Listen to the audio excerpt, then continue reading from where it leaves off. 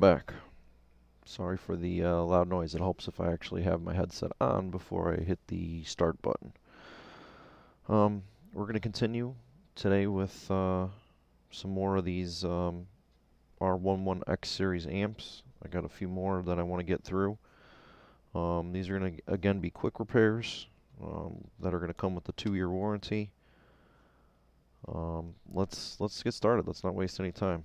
I know Grandpa's going to be coming over soon, so that means we got to get jamming, because when he comes over, the stream stops. I already have my solder sucker preheated, so let's get into it.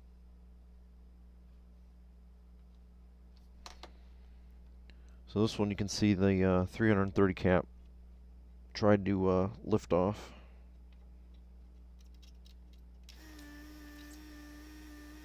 I did a few of these off stream too, just playing around with some. I actually have a few that have some weird problems to them, so we'll save those for a nighttime stream. Well, let's see what we have here. So, heat damaged capacitor. This is what happens when you put capacitors right next to resistors that get smoking hot. The bottom rubber thing just blew completely out of the cap. No good.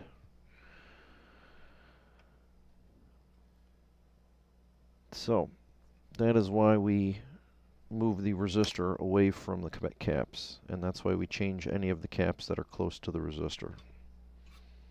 These resistors are generally good. Even if they're burnt to a crisp, they're still pretty good, but I take them out and replace them anyways.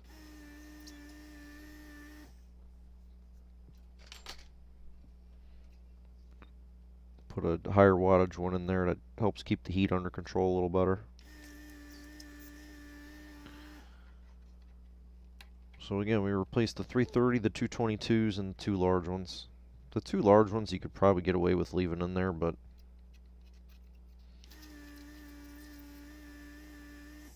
I have them in a bag in front of me, so I might as well just replace them.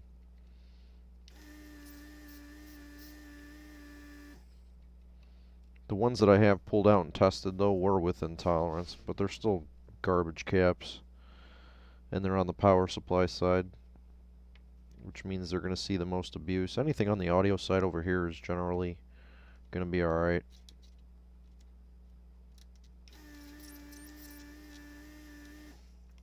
Even cheap capacitors will last a long time if they're not exposed to heat.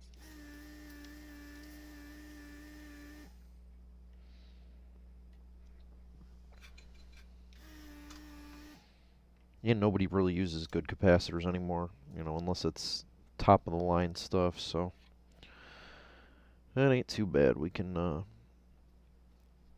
get away with that. And I wouldn't do it if I wasn't confident it was a decent repair.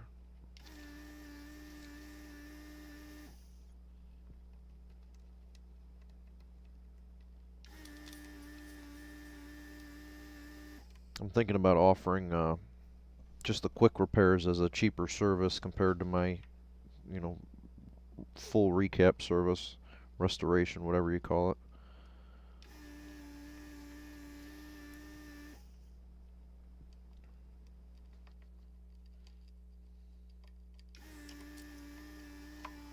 Plus, the interesting thing is as these go out and you know, are used, I'll be able to kind of track what's going on with them. So if I have failures because I didn't do a full recap, I will stop doing that. And I always honor my warranty, even if it's out of warranty. I make sure that I try to do my best to make sure everybody's happy. So these are supposed to be 1,000 microfarad and 967. So this really is still a good cap. It's a little bit off value, but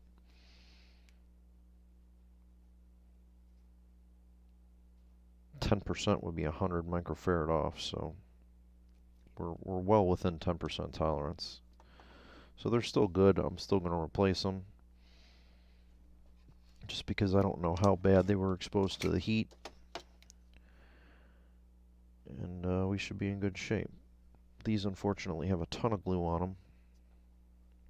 So I'm going to try and get all the brown glue off where I see it's going to be a problem. So by this guy back in here, we got to get some of that out. There's a little bit down on the board over here. I don't know if I'm going to pull that. Those are low heat areas. We will see. Again, the whole point of these, making them cheap, is to save a little bit of time. I'd rather spend, you know, the time working on different amps that aren't so plentiful.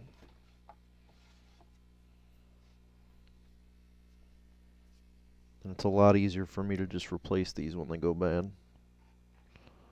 Plus I have a ton of them. You could see in the beginning of the stream I had a pile of them on the floor.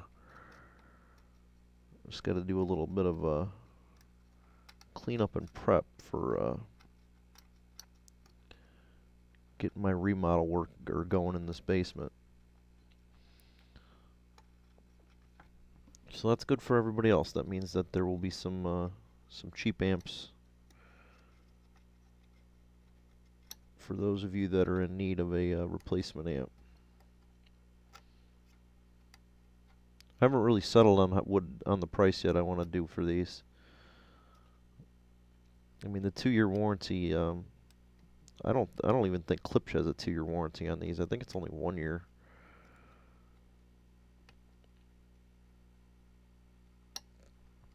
I think it was charging $145 for like a full recap on them.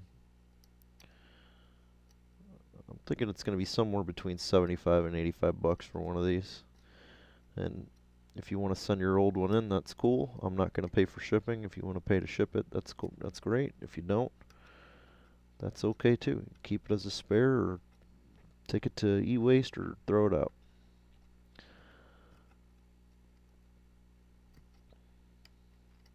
And when I start getting, low on these again, and I need to jump my stock up a little bit, then I'll start offering trade-ins again.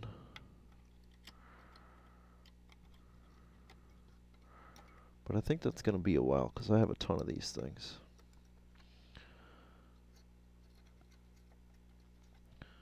So unfortunately, the electrolyte leaked on the board, so we're going to have to make sure we clean that up extra good when we, after we're done cleaning the glue. Hit it with a wire brush. This glue comes off pretty easy. It's hard to see. I know this angle sucks, but with the heat and the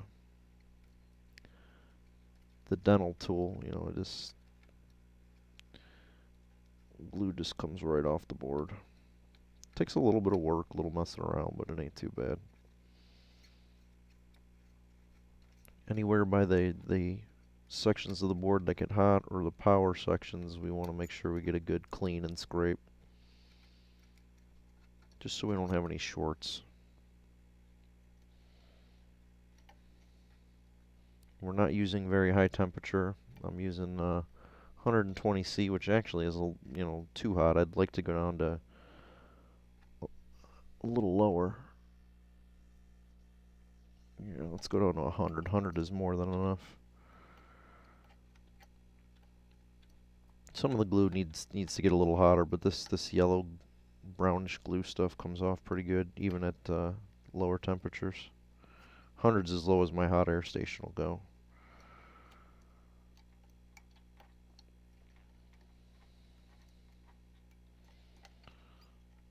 So anywhere where the glue touches two power pins, or is touching something where the board gets hot, it's got to go.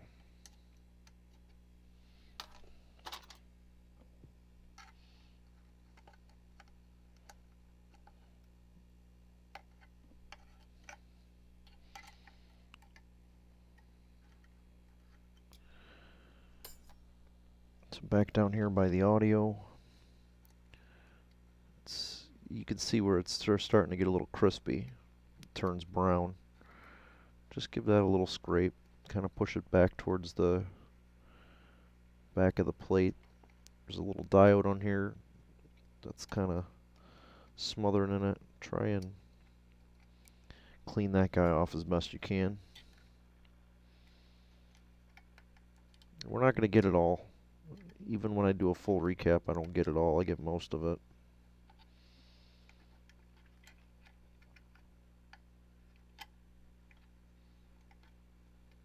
But the goal is just to kind of prevent any future shorts from happening.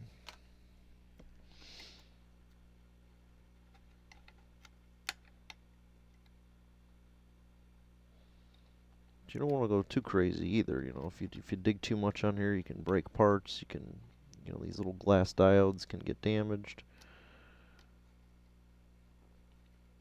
You don't want to make more work for yourself. You just want to make sure that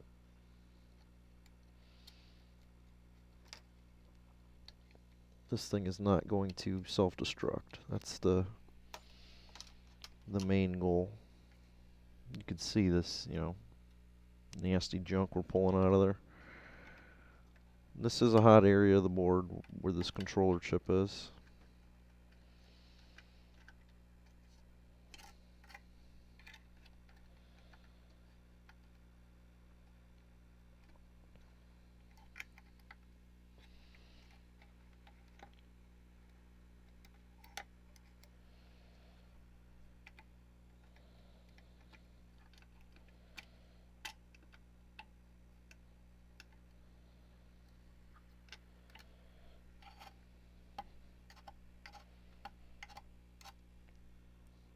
So the only spot that I have left that I'm really concerned about is behind these two resistors here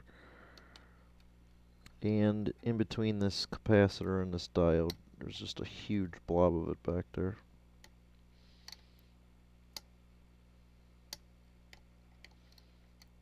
The diode is right by the orange capacitor on the board. They did a terrible job soldering this cap on.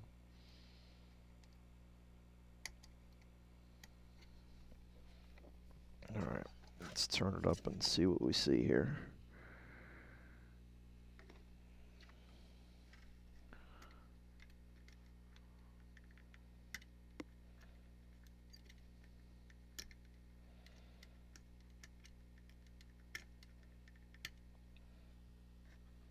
Just on the bottom of this cap that's soldered on top of the other ceramic capacitor. I think that's whatever this one is right down in here. I know that's a little hard to see, but it's back in this area here by this red guy. They just smothered it with that crappy glue. And I'm trying to be careful. I don't want to damage. There we go, I got it. So anything that was touching the diode is now gone.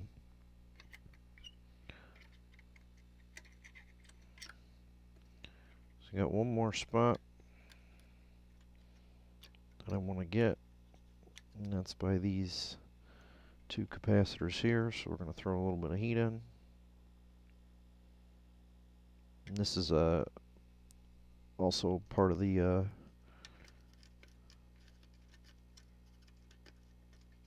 high heat area.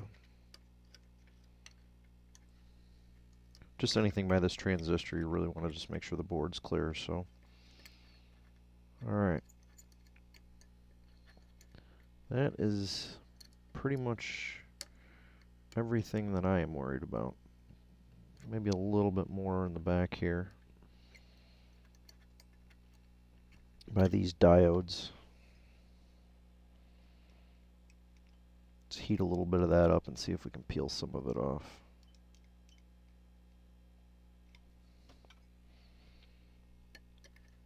Just because there's a higher wattage resistor there, we're just going to uncover that resistor.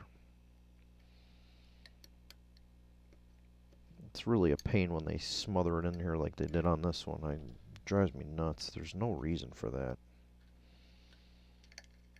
There's no reason to be using this glue either. I mean, whoever the manufacturer is, if they've had an internet connection, they know that this glue is bad news.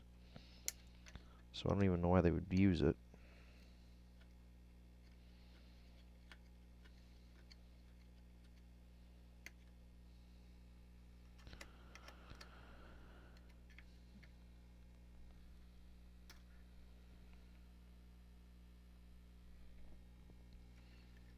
A little bit more down on there, a little more heat.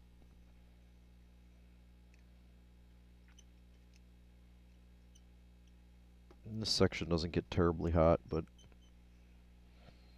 just a precaution. A little bit more.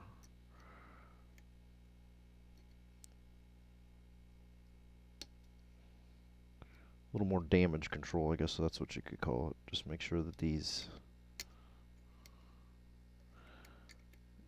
diodes aren't going to short out.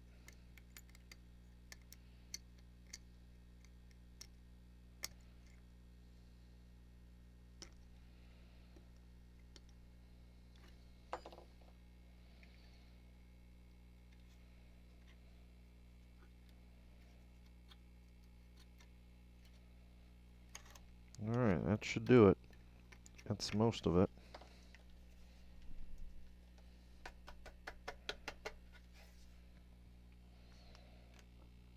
So we have just that little bit of corrosion that we want to deal with. And I am just going to take my brass wire brush, if I can find it.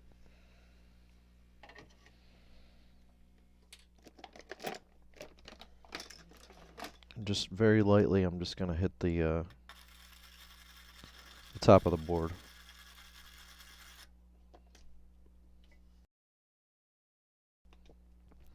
So we're just doing that to, you know, brighten that up, and any lingering electrolyte that's on there just kind of gets rid of it. You can break out the stuff that's inside this through hole here. Give it a little brush down. And give it a look for anything that is remaining that I don't like.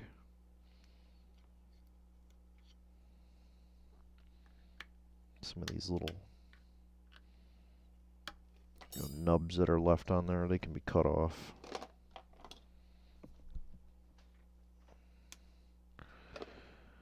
Alright, so we got all the glue, you know, out of the high risk areas. We got the bad caps taken out. Just do a little final check to make sure there's nothing in there I don't like. And then we will bring this amp back to life, if it's good. We have no idea whether or not this is a good amp.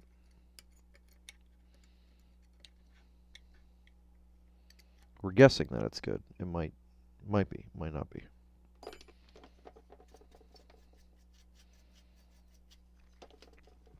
Alright.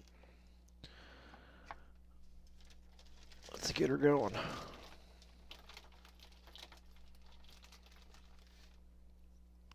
Two new tank caps.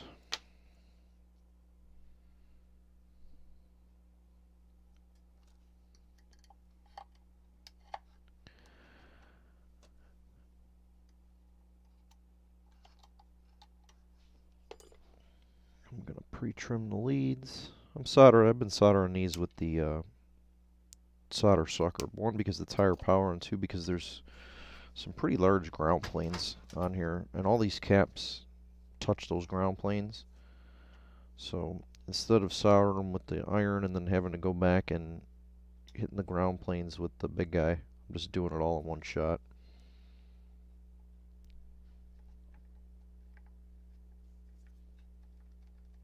Just saves a little bit of time and you get a much better solder job.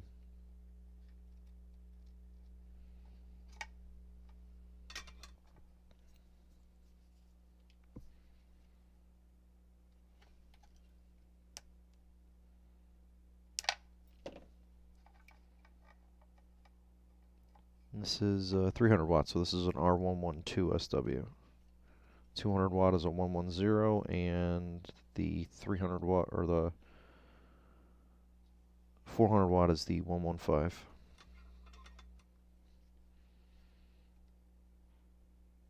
So yeah, 2, 2, 3, and 400 watt. That's really the only difference between these things. And I'm sure there's some crossover points and something else that's different, but on the audio side, the unfortunate part is I don't have that information nor any access to that information. I'd love to have a schematic of this board. I'd be able to fix all of them if I did.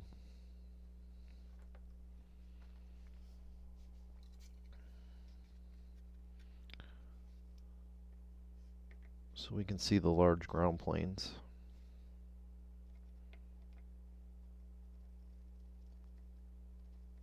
And this hot iron with the large tip on it makes very quick work of them.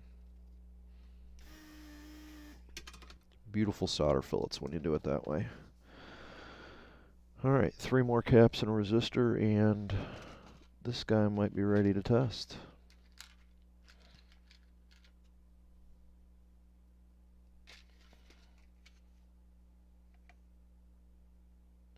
I just reorganized a lot of this stuff, so I have no clue what I'm looking for when I look at my racks here.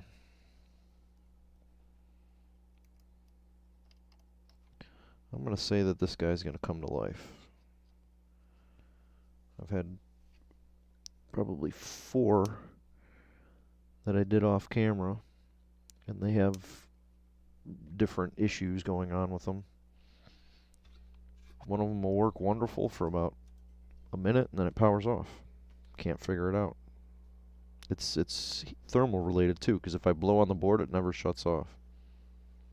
So something's getting hot, and I've checked it, and nothing is getting like burn my finger hot.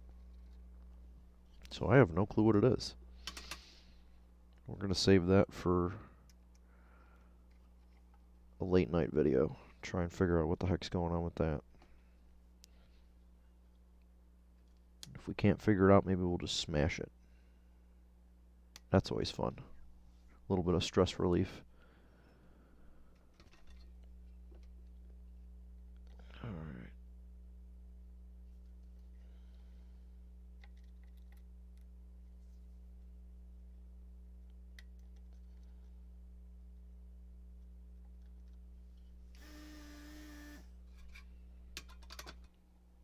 You know, check your polarities, make sure you're putting these guys in right. It's pretty easy to put them in backwards.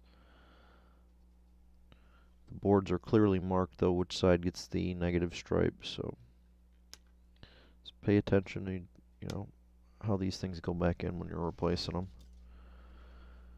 And really, the only, at the bare minimum, you need 2 22 microfarad 50 volt capacitors, 1 330 16 volt capacitor, and 1 5 watt 820 ohm resistor. That is it. That is all you need to get these up and running the quick and dirty way.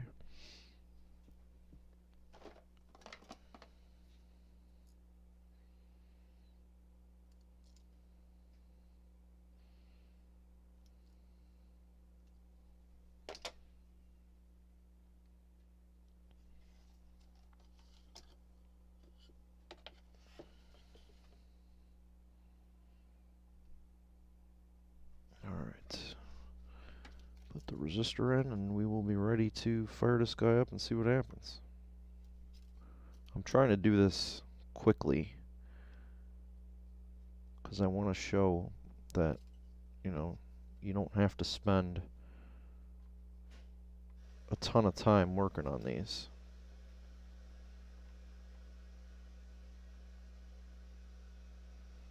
You can, but you don't have to.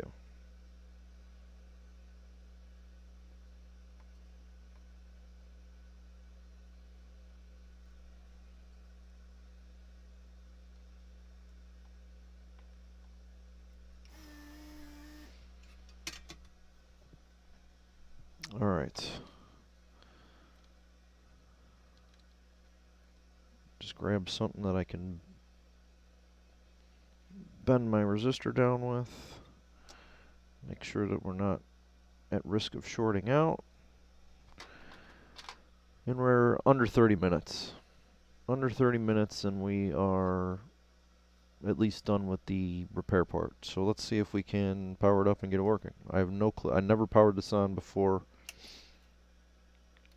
I messed with this. So we're going to find out together whether or not it's a good amp or not. And we'll try to fix it if it's not. And if we still can't fix it or get it going, we will either, you know, use it for parts and take our parts back off that we put into it, or it'll end up in the scrap pile.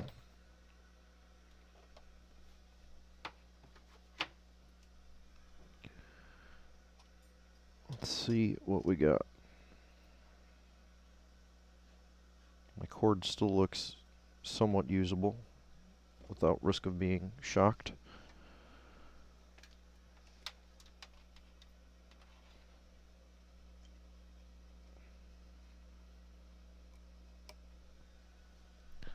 Alright.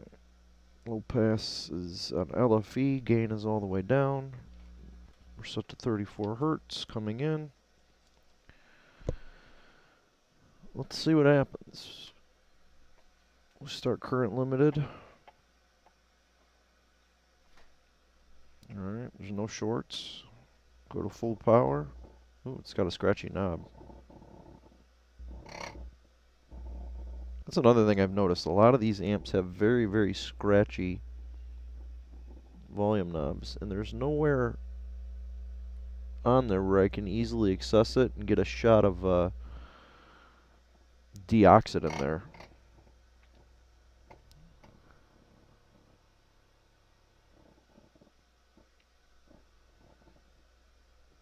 Well, the speakers, it's working right now. I'm sure you heard it clicking when I abused my little 10-inch woofer there. This pot is really touchy.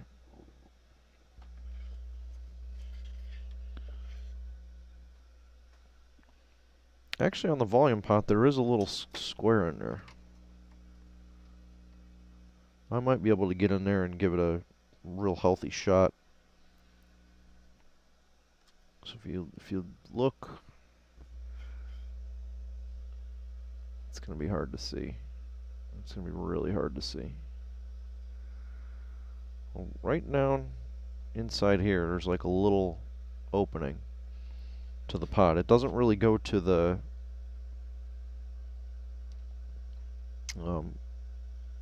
carbon disc that's in there, but I might be able to just spray enough of the deoxit in there that'll actually clean that up. It's a little more scratchy than I like. What I can do is put it in standby and just work it.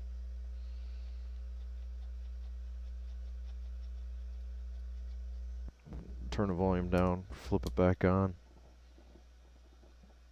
It's still very scratchy.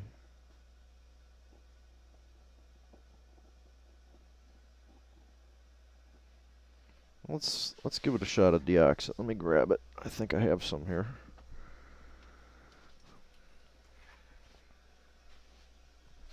This stuff works wonders for noisy pots and bad switches. It kind of makes a mess.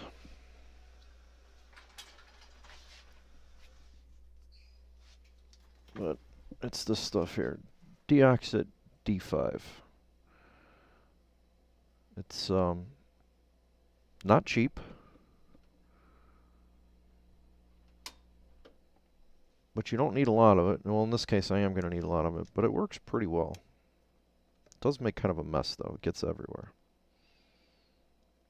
Let's see. How do I want to do this?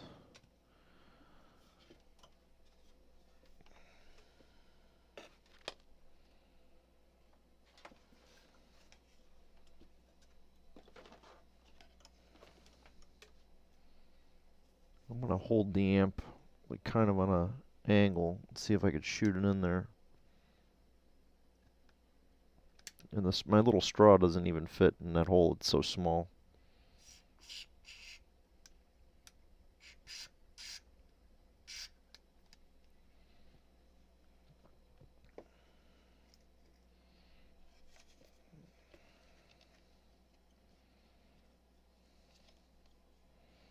I don't even know if that's going to be able to get to it.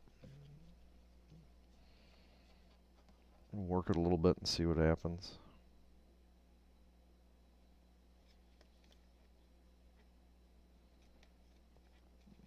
Maybe if you get a couple of drops in the right spot, it might work. I don't know what the stuff's made out of. I think there's some kind of oil in it.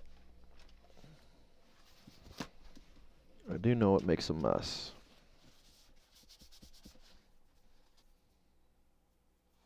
Yeah, there's some sort of like lubricant in there. I don't think it freely evaporates. But it's like safe for boards and stuff. It's not going to hurt it. It just kind of makes a mess.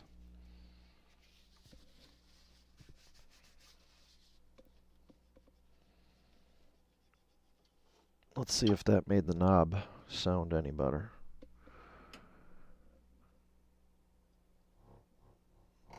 It actually did, yeah. I must have got it in the right spot. There's no more scratchiness. Stuff works miracles. It's awesome for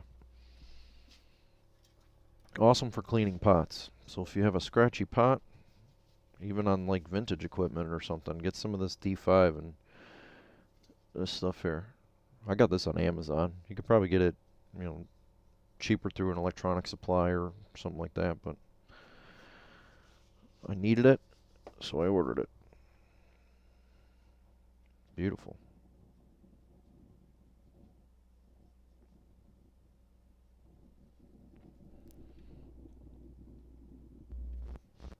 The low pass is really scratchy now.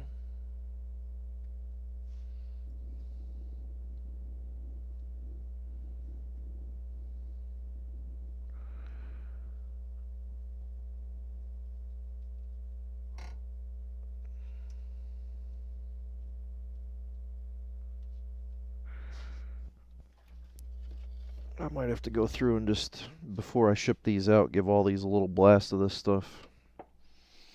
I'm going to try something just because this video would be boring if I didn't. There's a tiny, tiny little hole where the tab is folded over on this pot here. I'm going to see if I can kind of open that up just a little bit with my X-Acto knife. Just kind of carve some of that gunk out of there. I'm trying to just give myself a hole that's large enough to actually spray some of this stuff in there. This is probably a terrible idea, but for the sake of science, it might be worth it. Now, this stuff is non-flammable, so you don't have to worry too much about it. There's a pinhole there, basically, and I'm just going to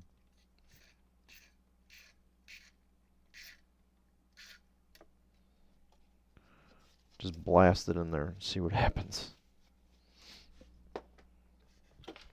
Made a little bit of a mess. But maybe that'll quiet this guy up too.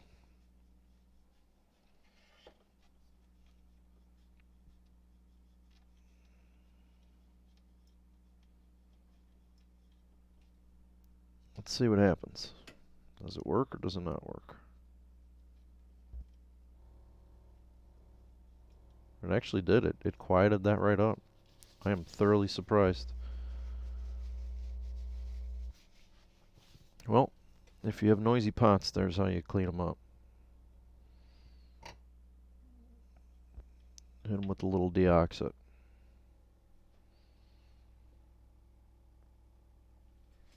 I'm going to let this run and bake for a little bit. And now that I know that you can get it into a pinhole and it still cleans the pot, I might just do all of them before I send them out.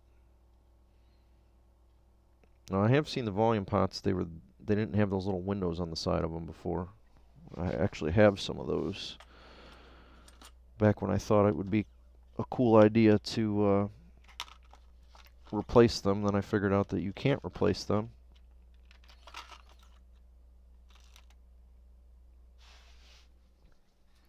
So these are the ones, and they're completely sealed.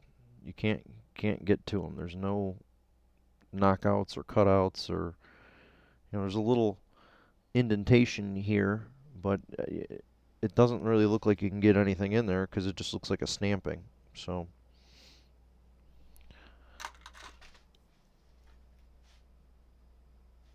I guess all you need is a small hole. I mean, maybe you could even drill a small hole in. It would have to be through the metal. I don't know. Poke a hole. You might be able to squirt it down through the shaft too, but a little bit of that stuff seems to have cleared up the scratchiness tremendously. That's gonna be part of the routine when I do one of these. They're gonna get a shot of that stuff in there just to make sure that they don't have any scratchiness to it, because that's annoying. You gotta go and tap on your knob because the speaker's making some weird sounds. It sounds pretty good. Resistor's getting nice and toasty. It hasn't cut out yet, so there's no thermal issues with it.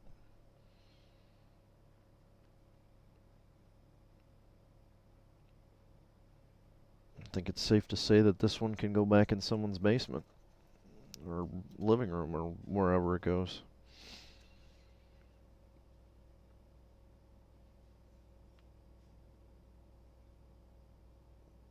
We have our next victim. Same model, 112.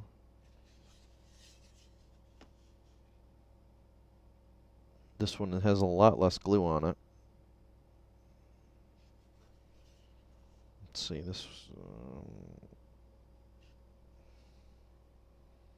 this one does not have the window where you can shoot the juice into. I'll have to see if I can do it through that. There is a little pinhole on there, though. I'll have to try and see if I can just shoot it through the little pinhole. See if that cleans it up.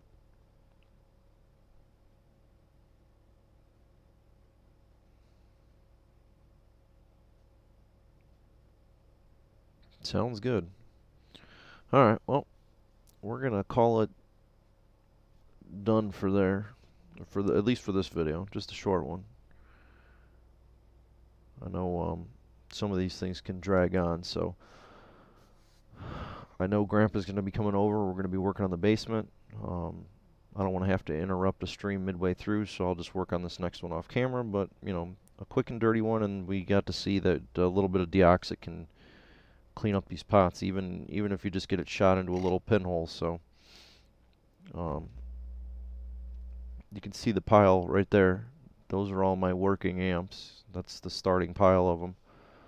I'm going to go through and deox all those, test them out again, make sure there's no scratch. I test every one of these before I box them anyways, but a couple of them, there's issues with some of them. A few of them have the switches broken on them, so I'm going to list those separately. Those will just be sold, with a fixed auto on and fixed 0-degree phase. The phase can be changed if you change where I place the little jumper on the inside, or I can do that before I send them out. But it's a working amp. I hate to get rid of it just because the switch is broken off. Again, I don't really know how you break those switches off. That's beyond me. I mean, you'd have to heavily abuse the amp to break those switches. But anyways, yeah, I'll work through some more of these, and I think tonight I'm going to do something different. I'm going to get off a Klipsch and maybe do some Sunfire stuff, just because I'm kind of getting bored with these. But this is the quick and dirty way to fix them. It's, in my opinion, a good enough repair to where it should last, especially if you unplug your equipment. Make sure you unplug your stuff, like put a switch on it. It's not hard to do. Put a smart plug on it. Anything so you can actually physically just cut the power to your box. Pulling the plug is not that hard. It takes a couple minutes to, not even a minute. It takes 30 seconds to walk over there and pull out the plug. If you want your equipment to last, you paid pretty good money. I don't know what these things cost, but you paid pretty good money for it. I assume it's a couple $100. Probably, you know, $2.99, $3.99, whatever the price is. You know, how hard is it to go and unplug the plug to make sure that the thing lasts, you know, another 10 years? Well, that's about it for today. Remember to like and subscribe. If you have any questions, feel free to post it in the comments, and we'll keep jamming through these. And tonight I think we're going to do a few other things. So thanks for tuning in, and we'll see